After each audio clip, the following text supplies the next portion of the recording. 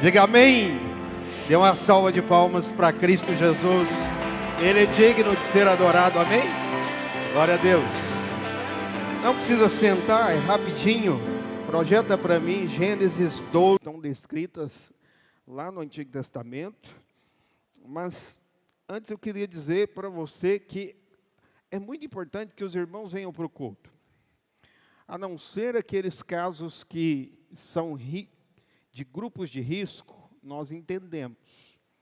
Mas aqueles que não são, não há por que não estar no culto.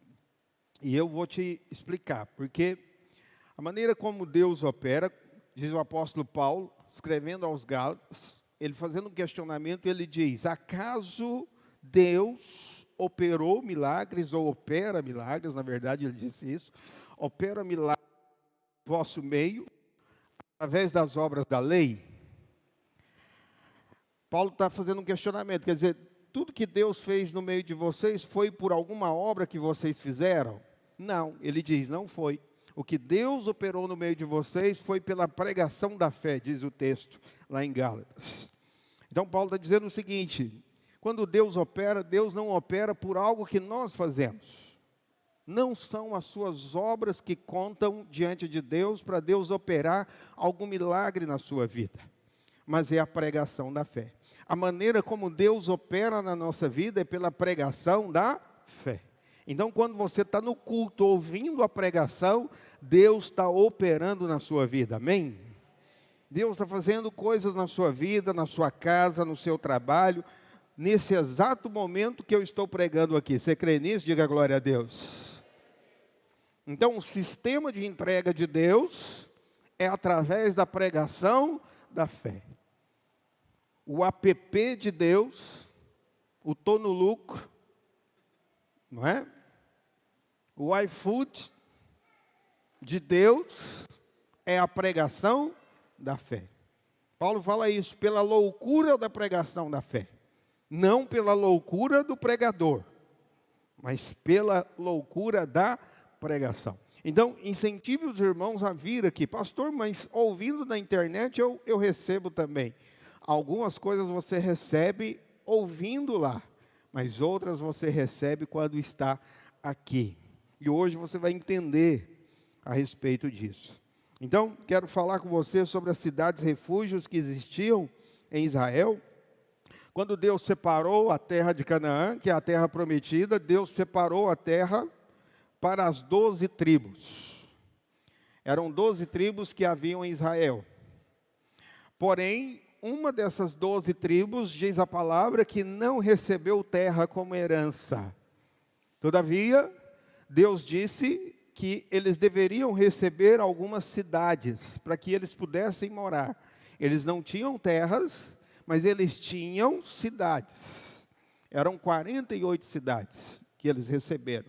A tribo de Levi, que era a tribo sacerdotal, eram os sacerdotes da nação de Israel. Não tinham herança de terra, mas tinham cidades. Quantas cidades eram? 48. Porém, Deus disse que das 48, 6 dessas 48 deveriam ser separadas para serem cidades chamadas de refúgio. Refúgio. Essas cidades estão descritas lá em Josué capítulo 20. Pegue a sua Bíblia, vamos ler esse texto. Josué capítulo 20, a partir do versículo 1.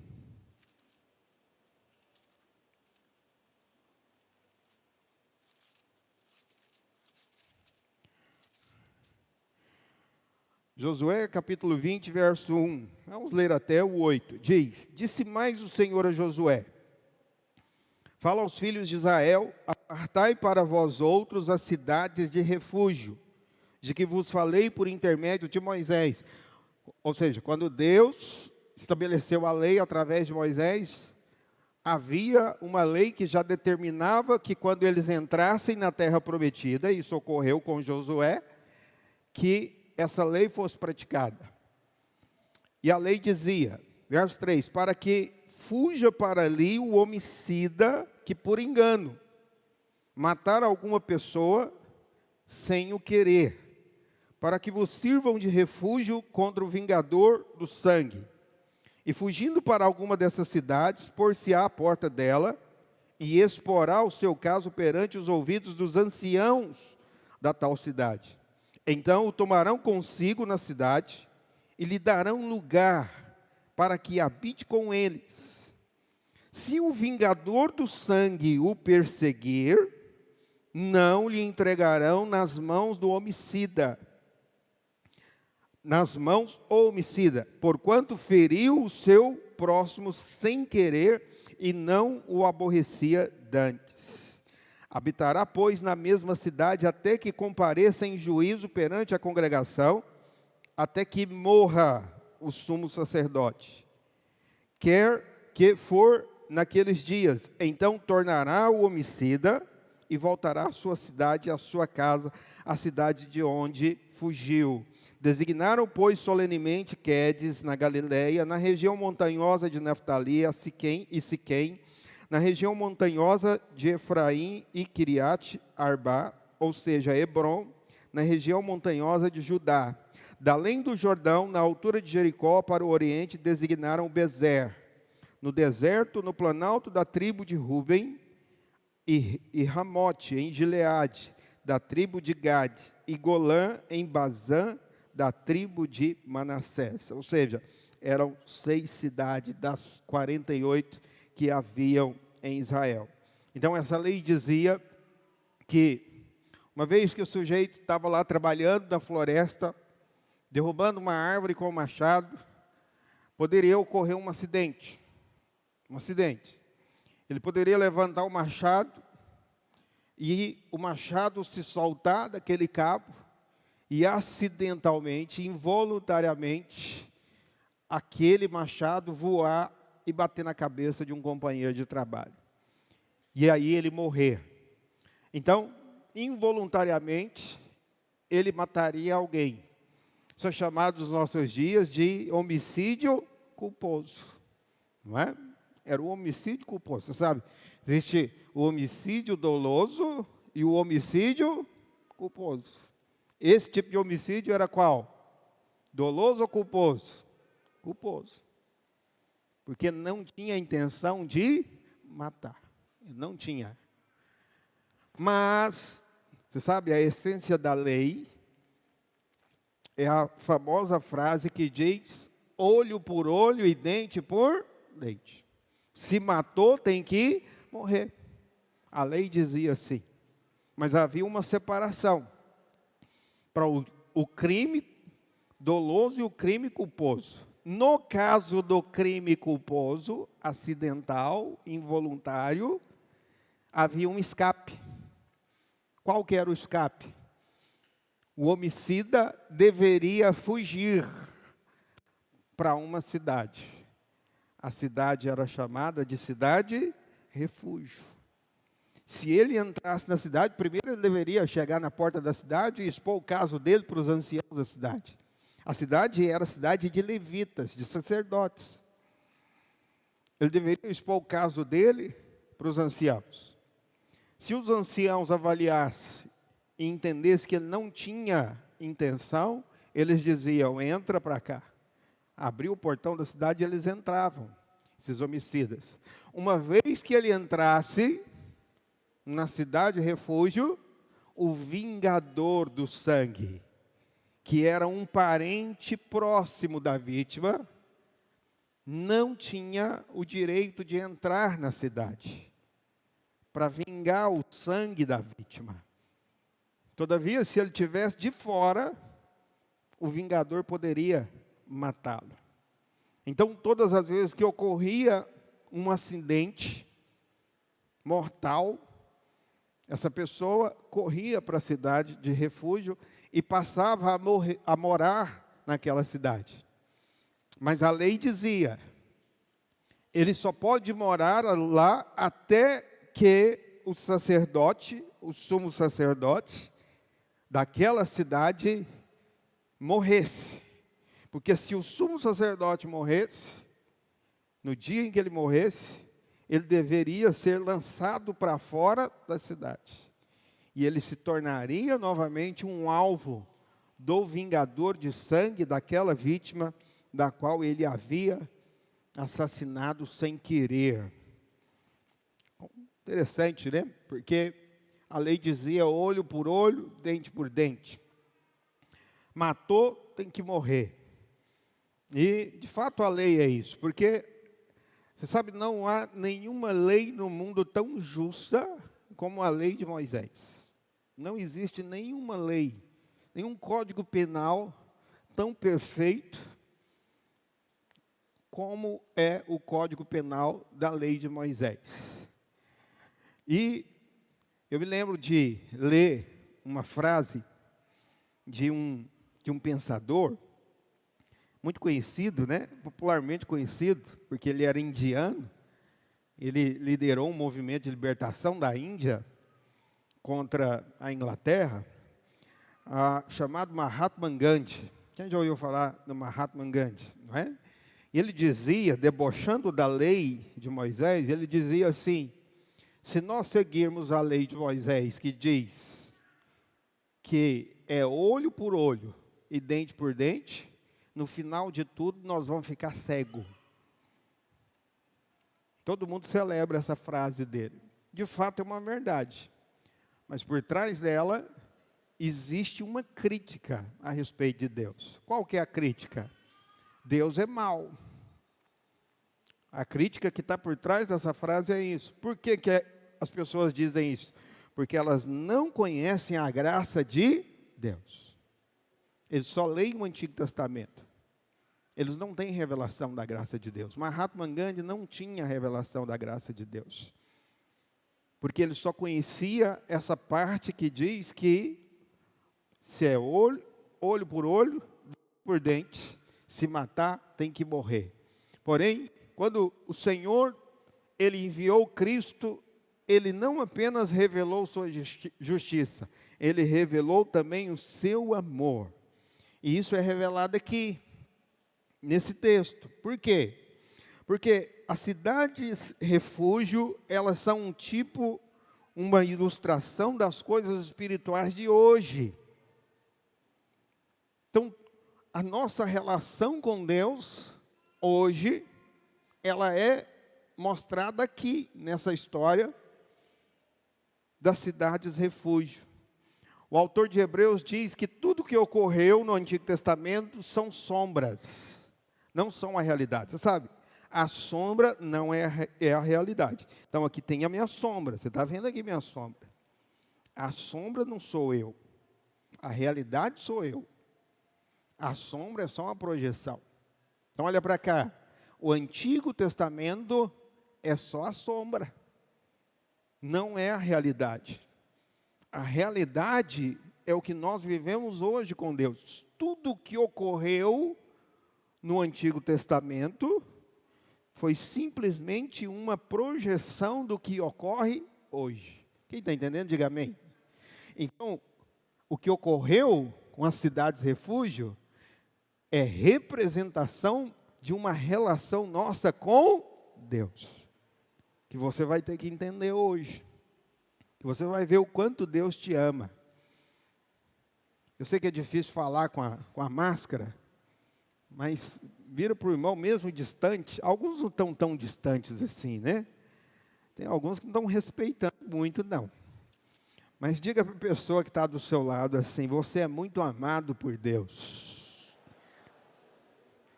Mas diga para ele também: eu te amo muito também. Então vamos entender essa história.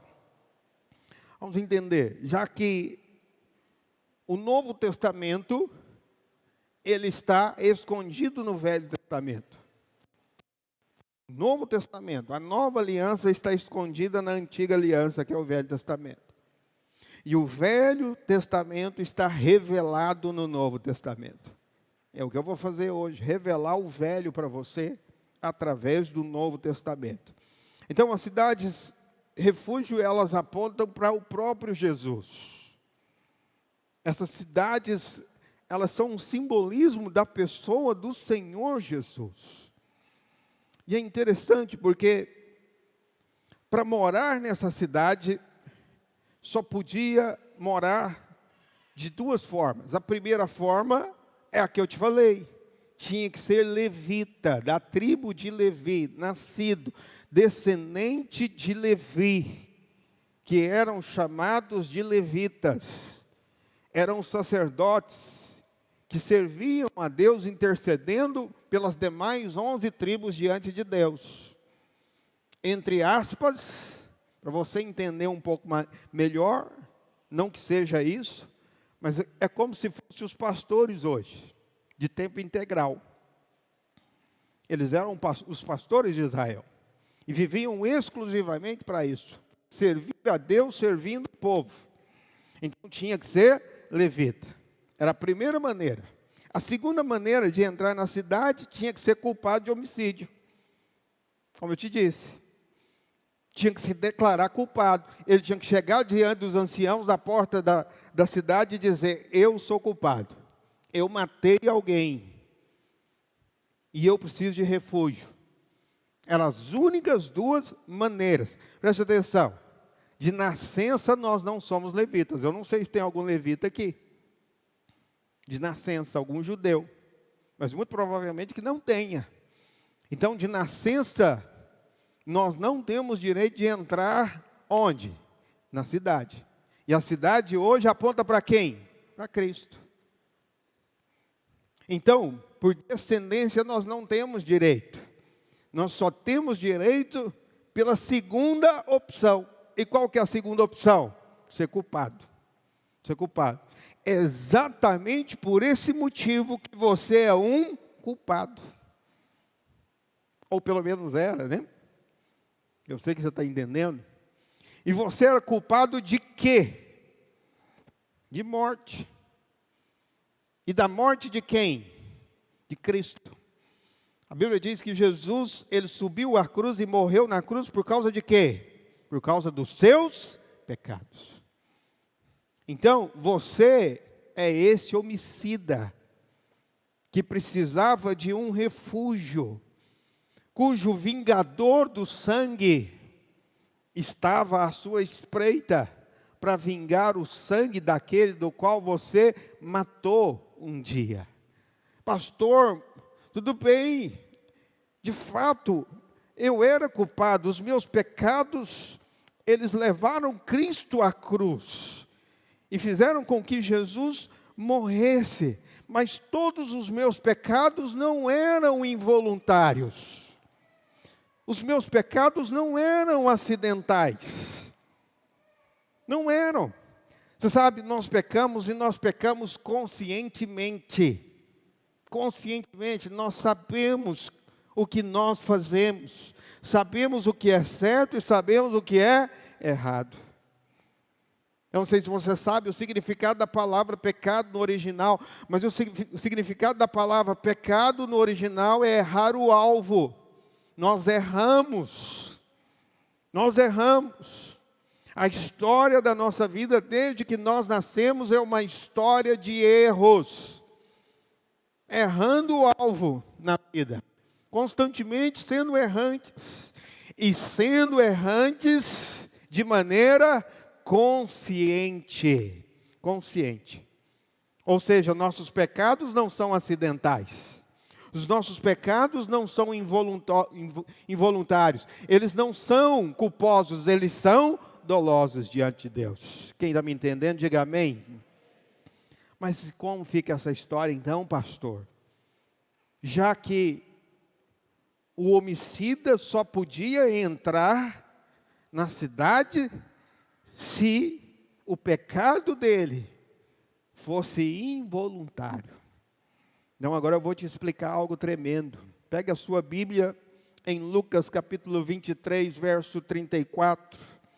Quando a palavra de Deus diz que Jesus estava crucificado nessa cruz. Ele diz assim, contudo Jesus dizia: Pai, perdoa-lhes, porque não sabem o que fazem. Deixa eu te explicar. Diante de Deus, olhe para cá. Diante de Deus, todos os seus pecados foram colocados na categoria de involuntários diante de Deus. E agora você pode entrar para a cidade refúgio que é Cristo Jesus. Quem está entendendo, diga aleluia. Olha que coisa maravilhosa. Quando você pecou, quando você errou, quando você falhou, Deus entendeu, mesmo que você fez intencionalmente, o Senhor entendeu como sendo acidentalmente, para te dar direito de um dia entrar numa cidade de refúgio espiritual que é chamada Cristo Jesus. É por isso que ele disse isso. Pedro também, na primeira pregação, em Atos capítulo 2, quando ele prega para os judeus, pregando aos judeus, Pedro era incisivo na sua pregação, Pedro não alisava, Pedro era o apóstolo intempestivo, sanguíneo, e na sua primeira pregação, para uma multidão de judeus, ele apontou o dedo e disseram para os judeus: vocês mataram Jesus, vocês crucificaram Jesus, foi por causa de vocês que ele foi crucificado. Todavia, Pedro diz, pela ignorância de vocês, vocês crucificaram o autor da vida, vocês mataram o autor da vida, o que é algo antagônico. Como é que você mata o autor da vida? Mas ele disse, por ignorância, ou seja, involuntariamente, sem saber o que vocês estavam fazendo. Foi assim que Deus viu o pecado de vocês, dizendo aos judeus, e assim também o Senhor vê os nossos pecados, pecados por ignorância, simplesmente para nos dar direito de entrar para a cidade de refúgio chamada Cristo Jesus, amém? Como Deus é maravilhoso, como Deus é bom. Deus não levou em conta os nossos pecados, sendo eles intencionais, mas colocando então na categoria de involuntários. Isso é a graça de Deus. Essa é a graça de Deus na relação conosco. E dizia que além do homicida no contexto, há duas personagens nesse contexto, personagens importantes, o sacerdote e o vingador. Então havia o homicida, havia o sacerdote e havia o vingador do sangue. O homicida você já entendeu que é você. Mas afinal de contas, então, quem é o vingador? É interessante que a lei dizia que um parente da vítima era o vingador, e esse parente tinha o direito de matar o homicida, por causa que a lei dizia olho por olho, dente por dente. Mas quem é o vingador espiritual? Eu sei que muitos pregadores dizem que você precisa receber Jesus para que você seja salvo do diabo, para que você não caia nas mãos do diabo. Mas essa pregação, ela não condiz com aquilo que a Bíblia ensina. Na realidade, você foi salvo, não foi do diabo. Não foi do diabo. Deus não te salvou do diabo a priori. É muito maior do que isso. Você precisa compreender a palavra de Deus. Na realidade, Deus te salvou dele mesmo. Dele mesmo. Por quê? Porque o vingador nessa história não é o diabo. O vingador nessa história é o próprio Deus. O vingador nessa história é a justiça de Deus, que é implacável, que diz, matou, tem que morrer. Era assim que a lei dizia, a alma que pecar, essa morrerá. E se matou, vai ter que pagar com a própria vida, para que haja justiça, é vida pela vida. Então, nesse contexto, O vingador é a justiça de Deus, porque nós matamos o seu próprio filho com os nossos pecados, crucificando ele naquela cruz, mesmo sendo involuntariamente.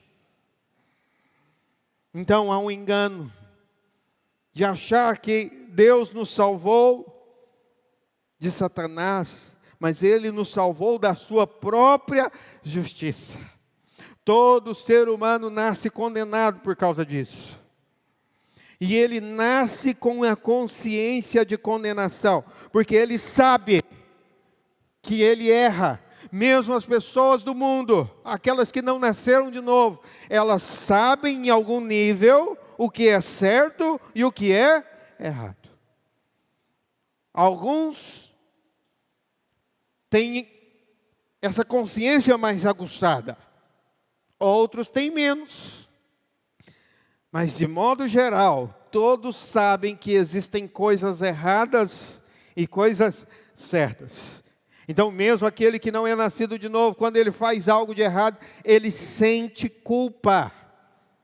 Ele sente condenação, é por isso que está cheio de gente com depressão lá fora. Porque está cheio de culpa, está cheio de condenação. E por que está cheio de condenação? Porque errou o alvo. E se errou o alvo, a justiça é implacável. Ela vem na mente, ela vem no coração das pessoas. É como um oficial de justiça que vai bater na porta de alguém. Essa consciência de condenação é chamada de justiça de Deus. Todos estão debaixo dela. Todos estão debaixo da lei de Deus. Uma lei que é altíssima. Altíssima. Ninguém consegue ser perfeito o bastante para se justificar diante de Deus. É por isso que Paulo diz: se fosse pelos nossos atos de justiça, Deus jamais poderia operar um milagre na nossa vida.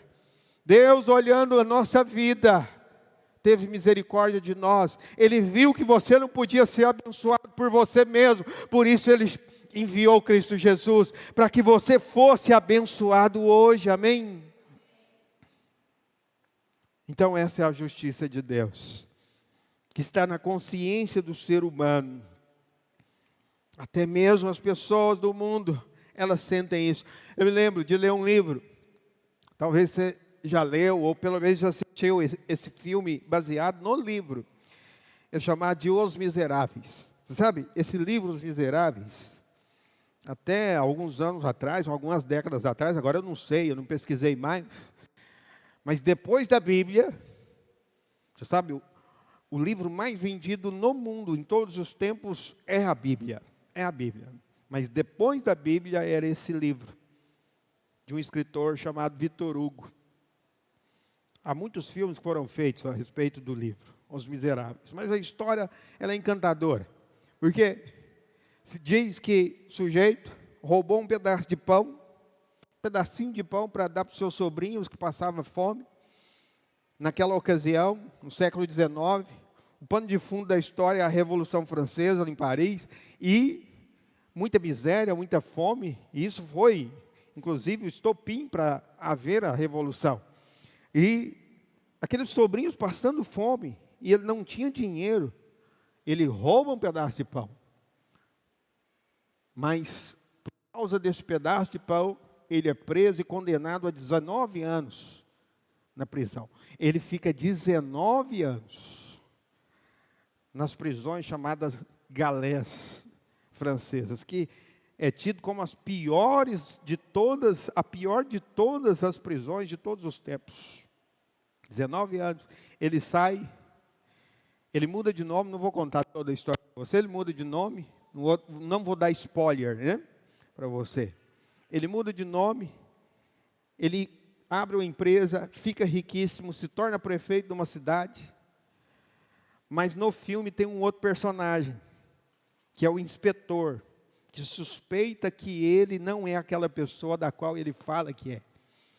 E o inspetor, chamado Javert, ele descobre que não é aquele homem do que ele falava.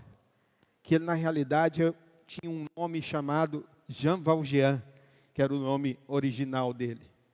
Depois que ele descobre, então, o inspetor prende ele, e depois ele escapa dessa prisão, e o desenrolar do filme, para você entender a aplicação com a palavra, é que esse inspetor passa todo o filme perseguindo ele.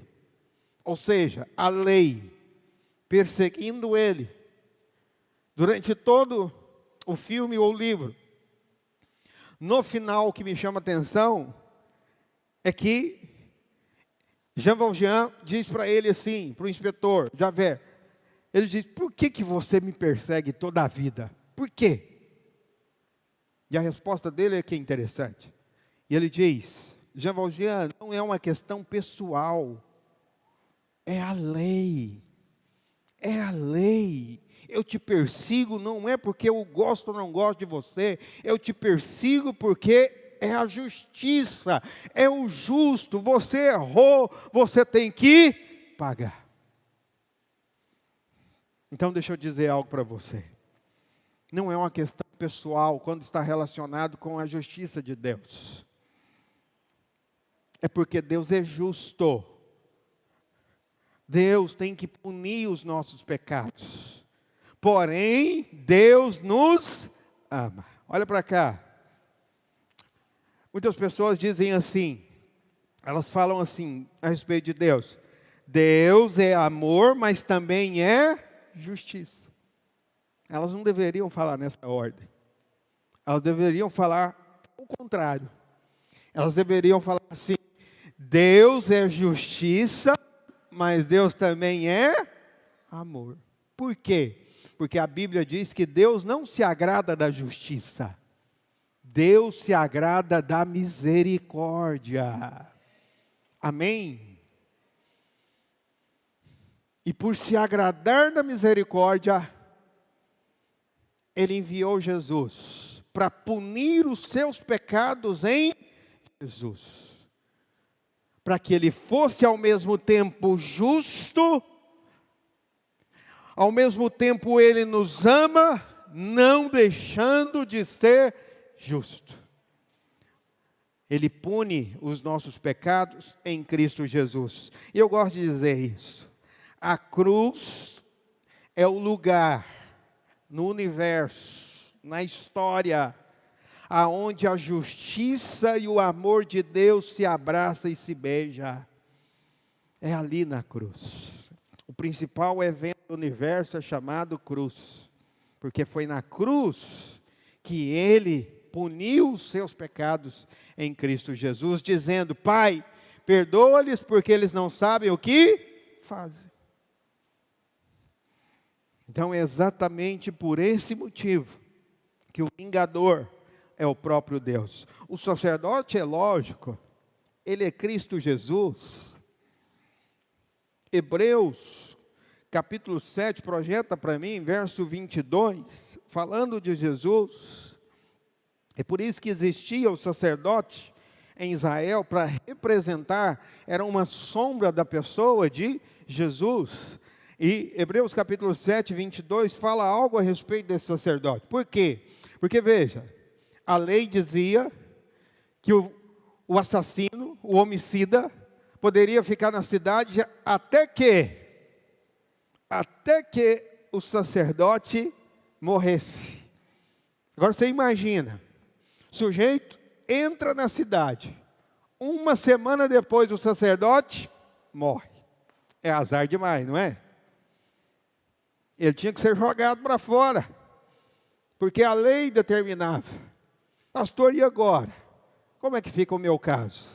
Eu perco a bênção de Deus? Eu perco porque, como que é o meu sacerdote? Eu vou falar a respeito do seu sacerdote. Diz aí o verso 22, de tanto melhor aliança, Jesus foi feito fiador. Na verdade, aqueles foram feitos sacerdotes em grande número, porque pela morte foram impedidos de permanecer, eles morriam, não é? Verso 24, mas este, Cristo Jesus, porque permanece eternamente, tem um sacerdócio perpétuo. Ou seja, o seu sacerdote, ele vive para sempre. Amém? Ele não morre. Fala para o irmão do lado, fique em paz, irmão. Vingador não pode pegar, amém? Por isso que já não há mais condenação para aqueles que estão em Cristo Jesus. Porque o nosso sacerdote permanece para sempre. Que coisa maravilhosa! Essa é a graça de Deus. Ele vive para sempre. E veja, olha que coisa maravilhosa. Quais eram as características das cidades refúgio? Era uma coisa fora de lógica, porque da noite para o dia, o camarada matava alguém involuntariamente, mesmo que era acidental, mas ele matou. E aí, ele tinha que correr para aquela cidade, para uma das 6. E lá ele entrava. Mas da noite para o dia, ou do dia para a noite, a vida dele mudava completamente. E por que mudava? Porque, sabe, todos os dízimos das 11 tribos de Israel eram direcionados para uma tribo. Que tribo era essa? A tribo dos levitas. Apesar de não terem nenhuma terra, eles eram os mais ricos, os mais prósperos, aqueles que viviam melhor, aqueles que viviam até, entre aspas, em luxo. As cidades eram riquíssimas. Por quê? Porque todas as 11 tribos tinham que dizimar para a tribo de Levi. E por isso tinha algumas características. Uma delas, primeiro, todo levita que morava nas cidades refúgio tinha que usar roupa de linho. Linho é luxo. É luxo até hoje. Parece que está voltando a moda, né? De roupa de linho, camisa de linho. Eu ganhei essa da minha mulher, né? Minha mulher tem bom gosto. Tem ou não tem, irmãos? Obrigado.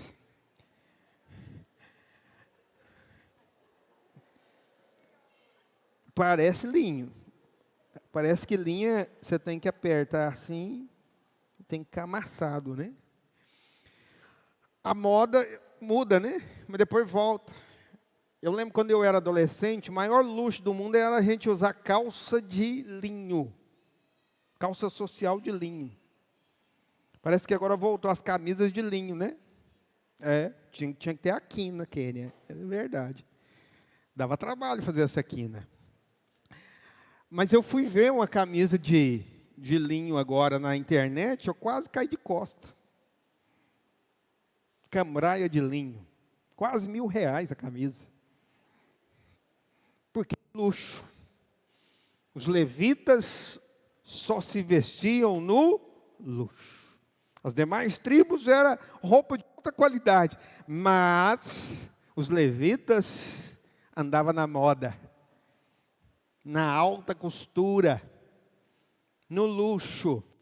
Então, do dia para a noite, da noite para o dia, o sujeito que era de uma outra tribo, porque ele matou alguém, ele corria para a cidade, ele apresentava seu caso, entrava para a cidade, o sacerdote falava: pega a roupa, filho, veste a roupa de linho, porque aqui todo mundo tem que usar linho. Isso tem algum sentido espiritual, são sombras, porque a roupa de linho, ela tem duas características. A primeira característica é que linho refresca quando está quente. Refresca.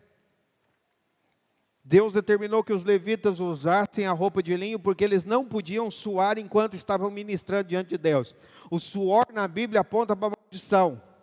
Quando Adão caiu no pecado, Deus disse para ele: agora você vai ter o seu pão debaixo de suor. O suor aponta para o esforço próprio. Significa que quando você, para prosperar, para crescer, para avançar na vida, você tem que se esforçar muito, então você não está debaixo de bênção. Você está debaixo de quê? De maldição.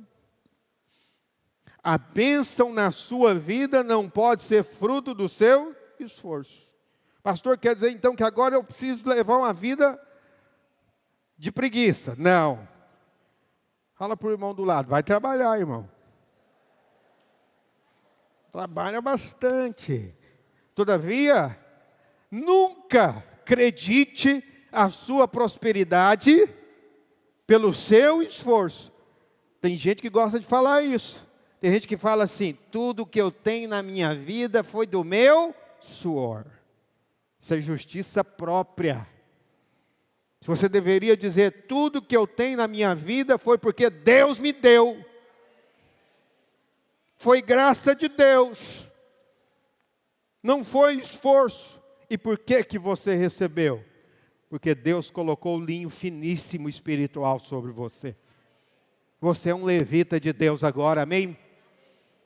E você não precisa suar, a bênção na sua vida vai vir, e você não vai nem entender por que você está sendo abençoado. Vai ser bênção de todo lado. Amém? E o linho também aquece quando está frio. Ele aquece o corpo. Então, o linho era para aquecer. Isso tem sentido espiritual. O Senhor aquece o nosso coração. Quando nós estamos frios, Ele nos cobre. Mas também aponta para essa questão natural. Deus quer que você se vista bem. Amém? Deus quer que você ande bonito. Deus não quer que você fique feio. Amém? Pastor, mas vestir bem é vestir caro. Não é. Eu compro tudo na promoção. Tudo na promoção. Você, honesto com você. Eu gosto da promoção. Quem gosta da promoção, diga amém. Você sabe, eu fui lá na Argentina, e aí eu fui lá nos comércios comprar, e aí eu pedia desconto. Pensa na cara do vendedor. Aí ele já falava, esse é brasileiro. Ele não gosta do tal do desconto. Não gosta.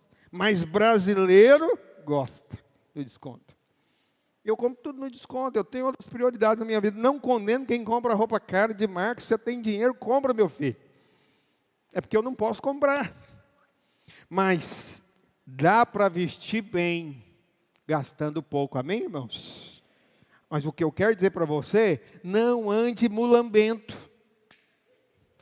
Fala para o irmão do lado, não seja mulambento. Você sabe que tem um demônio lá na Umbanda chamado Maria Mulambo. Quem anda mal vestido é porque tem mais mulambo no couro. Deus quer que você se vista bem, amém? O sujeito entrava para a cidade. Uma vez que nós viemos para Cristo, nós temos que ser um povo que veste bem. Mulher tem que fazer maquiagem. Mulher tem que arrumar cabelo. Homem também. Passar perfume, glória a Deus. Escovar os dentes, aleluia. Isso é de Deus. O povo de Deus é limpo, bonito, amém? Eram assim os levitas. Segunda coisa a respeito dessas cidades é que todos os sacrifícios que eram feitos das 11 tribos, já estou encerrando, todos os sacrifícios eram direcionados também para os levitas. Não dá tempo de eu ler para você, mas a lei dizia o seguinte, olha, existiam algumas ocasiões especiais que os judeus tinham que fazer sacrifício de animal. Por exemplo, quando nascia uma criança, o filho, homem, primeiro filho homem, se fosse primogênito, tinha que ter a oferta de resgate. Para Deus não ficar com o filho, o judeu tinha que ir a Jerusalém e dar um boi de oferta. Para trocar. Falar, eu quero meu filho para ficar para mim, Deus. A priori para mim. Então Deus falava, então traz um boi. faz a troca. Aquele boi, ele era sacrificado. 2 partes do boi permanecia para ser comidas. Era o peito e era a coxa direita. O resto tinha que ser queimado. Mas essas 2 partes, elas ficavam para a tribo de Levi. Você veja, o judeu comum, médio, não comia carne todo dia. Não é igual hoje, meu filho. Até eu, quando eu era criança, não tem muito tempo, que eu não sou tão velho assim. Mas você veja, nós não comíamos carne todo dia. Na minha casa, quando eu era criança, a gente comia carne no domingo. E bebia o refrigerante. Naquele dia. Pois é, lá, tempos atrás, o judeu não comia. Mas só tinha uma tribo que comia todo dia. E carne da coxa direita. Eles comiam muito bem. Deus quer que você coma muito bem. Amém? É claro que tem sentido espiritual, porque o peito fala do amor. Isso fala de Deus. Você está no peito de Deus, Ele te ama, amém? A coxa é o músculo mais forte do corpo. Quando nós nos alimentamos de Deus, nós somos amados, nos sentimos amados, mas sentimos força na nossa vida. Mas também tem o sentido literal. Deus quer que você coma bem. Essas ofertas eram interessantes. A lei dizia, olha, a oferta do peito tem que ser movida. O que era movida? Assim. É assim que ele tinha que pegar a carne do peito e fazer o sacerdote. Mas a oferta do peito tinha que ser alçada. Ele tinha que fazer isso aqui. Então, acontecia 2 gestos. E você vai me falar o que representa isso? Assim e assim. Que símbolo é esse? Assim e assim. É a cruz de Cristo, filho. Era um ato profético que apontava para a vinda de Jesus, o verdadeiro Cordeiro de Deus, que morreu no nosso lugar. Então, de um dia para o outro, o sujeito vestia bem e comia bem. 2 coisas na nossa vida: vestir bem e comer bem. Quem diz glória a Deus por isso? Os irmãos do louvor podem subir aqui. Terceira e última coisa a respeito dessas cidades. Viviam em festas e músicas. As cidades eram festivas. Por que eram festivas? Porque os levitas eram músicos, adoradores. Eram eles os instrumentistas de Israel. As cidades tinham um ambiente de louvor, um ambiente de adoração, de alegria, de festa. Então veja, o sujeito vinha correndo do vingador de sangue. Ele vinha fugindo, com muito medo. Pode ser o pai me adotou, para variar. Então veja bem, o sujeito vinha fugindo, oprimido, com medo, olhando para trás, oficial de justiça, na minha cola, não me larga, vou ser preso, vou morrer. Ai meu Deus, será que eu vou conseguir chegar lá a tempo? Todo perturbado. Mas quando chegava na porta, contava o caso dele, o sacerdote, entra. Eu fico pensando, às vezes era no último segundo, o vingador vinha com a faca atrás dele. E ele falava, pelo amor de Deus, me deixa entrar. E o sacerdote falava, entra. Ele entrava. Mudava completamente. Por isso que, você sabe, o ambiente, Jesus falou da porta e do caminho. São 2 sentidos espirituais. O caminho é uma mudança de processo. Dia a dia Deus vai mudando você no caminho. Mas a porta é uma experiência de mudança instantânea. Quando você passa por uma porta, você saiu de um ambiente e entrou em outro. Quando ele passava pelo portão da cidade, o ambiente mudava. Ele entrava num ambiente totalmente de ânimo, alegria, paz, felicidade, prosperidade. A vida dele mudava completamente. Foi isso que Jesus fez na sua vida. Você entrou para um ambiente de paz, de alegria, de ânimo e de prosperidade na sua vida. Ele mudou a sua vida completamente, num instante. No dia em que você recebeu Jesus na sua vida, o ambiente mudou.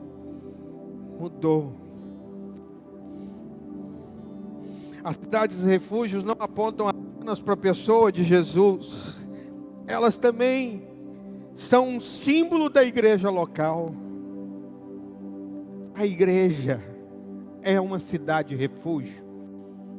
É uma cidade refúgio. Pastor, mas isso aqui é só um prédio. Eu vou te falar uma coisa. A minha revelação tem aumentado a respeito disso. Eu sempre falei que isso aqui é só um prédio. Mas em parte, Deus tem me levado a entender algo. Quando nós nos reunimos aqui, porque nós somos a igreja, quando nós nos reunimos aqui, até esse prédio vira igreja. Quando nós saímos, ele vira só prédio. Mas quando nós entramos, ele vira igreja também. Então, quando alguém entra ali por aquelas portas, ele entrou na cidade. É por isso que é importante você vir para o culto, filho. Quero falar para você que está aí em casa, que não é de grupo de risco, seu lugar é aqui. É na cidade refúgio. É aqui. Você sabe, existem as embaixadas nos países. Quando, por exemplo, eu já vi em vários filmes, quando o americano, ele está sendo perseguido pela justiça de um país, para encontrar refúgio, para se guardar, para onde ele corre? Para a embaixada.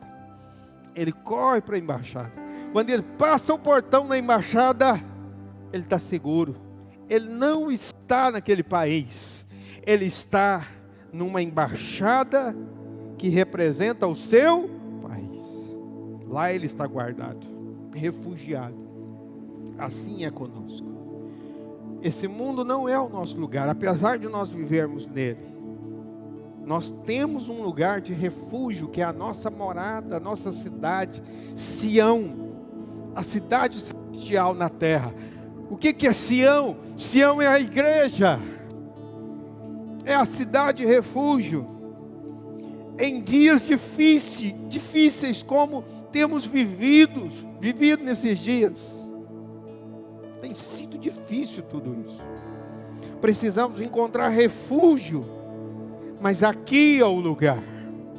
É aqui que você vem, e o linho refrescante, quando você está escaldado do sol desgastante desse mundo, você veste o vinho, e há um refrigério na sua vida. O Senhor te refrigera. Mas se você está andando pelas noites frias e sombrias desse mundo, ao entrar aqui, o seu coração é aquecido pelo Espírito Santo, porque aqui é a cidade refúgio. É aqui que é o seu lugar. O homicida involuntário tem lugar diante de Deus. Ele tem suprimento, porque ele tem a carne do peito, que é o amor de Deus, e ele tem a carne da coxa direita, que é força espiritual. Ele tem ânimo, é um ambiente de vida, de ânimo. Para finalizar, haviam 6 cidades refúgio, como eu te disse. Elas são mencionadas lá em Josué capítulo 20, no verso 7. Eu vou passar bem rapidamente. A primeira cidade é chamada de Cádiz. Elas têm significado. Cádiz significa lugar de justiça. Aqui na igreja é o lugar que você encontra graça, perdão, onde você sente que você foi justificado e você tem ânimo para viver. A segunda cidade é Siquém, significa ombro. Isso nos faz lembrar da ovelha perdida, porque quando o Senhor, que é aquela pessoa que vai atrás da ovelha, encontra a ovelha, a Bíblia diz que Ele joga ela onde? Nos ombros. Nos ombros. A cidade refúgio é a cidade onde Deus te joga nos ombros e te carrega quando você está fraco. A terceira cidade é Hebron, que significa comunhão. O diabo tem tentado nos desvincular por essa pandemia. O diabo tem separado os irmãos, tudo com a intenção. Como o lobo faz. O lobo não ataca o rebanho. O lobo, ele ataca quando ele isola a ovelha. Todo predador, ele sabe, ele não pode lutar contra a manada. Ele tem que lutar individual. O diabo faz isso. O diabo te isola da célula. O diabo te isola do culto. Ele te faz você se sentir sozinho, para te devorar. Por isso, Hebron significa comunhão. Não basta assistir culto em casa. Aqui tem a verdadeira comunhão. Aonde tem comunhão, tem vida de Deus. A vida flui, a bênção flui, como diz Salmo 133, da comunhão entre os irmãos. Você tem que ir para a célula, vai com a sua máscara a partir dessa semana, fica distante dos irmãos, vem para o culto, senta afastado, não cumprimenta, sai antes de acabar o culto, no finalzinho vai embora sem cumprimentar, mas seu lugar é na comunhão. A quarta cidade é Bezer, significa fortaleza, refúgio. Quinta cidade, Ramote, significa altura. Quando você está na igreja, você sai da vida superficial desse mundo e você é levado às alturas celestiais. Seus pensamentos ficam espirituais, do céu. E por fim, Golã, significa, esse é o maior significado.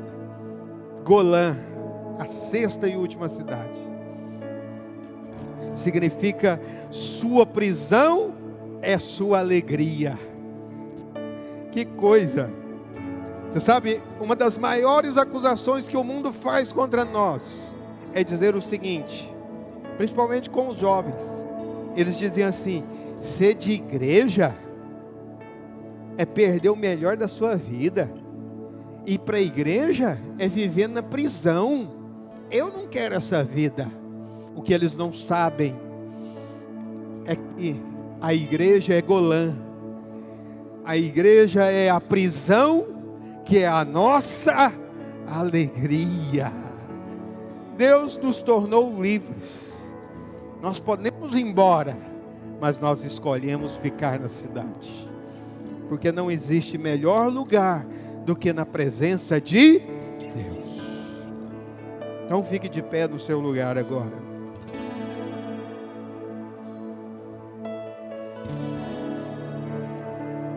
Hoje Deus vai renovar suas forças. Hoje o Senhor vai te dar refrigério do linho finíssimo, que é a justiça dele, não a nossa justiça. Hoje o Espírito Santo vai te alimentar com o amor do Pai. Você vai se sentir acolhido. Você vai se sentir fortalecido. Feche os seus olhos, coloque a mão no seu peito. Comece a orar e sentir algo da parte de Deus agora. Pode apagar as luzes, como no louvor. Oh, Espírito Santo, vem, vem, Senhor. Oh, tarabababa, xeriberababala.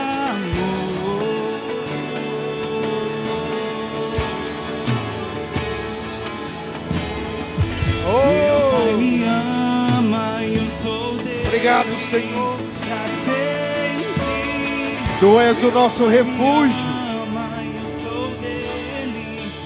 O Senhor é a nossa cidade de refúgio. Nós nos escondemos no Senhor. Somos culpados, ó Deus. Meu Pai me ama. Não temos justiça própria. Reconhecemos que somos falhos, mas a tua graça nos basta. E nada vai me separar do seu grande amor. O Pai me adotou. O Pai me adotou. Seu amor me encontrou.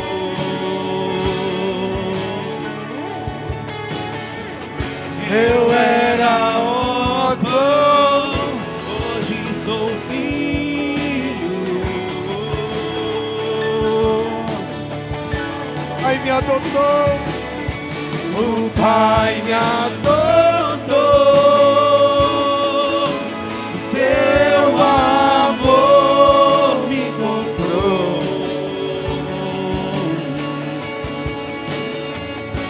Eu era órfão, Hoje sou filho.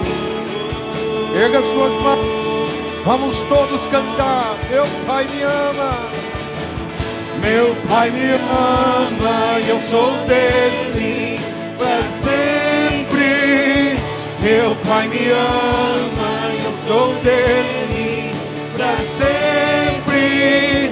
E nada vai me separar do seu grande amor.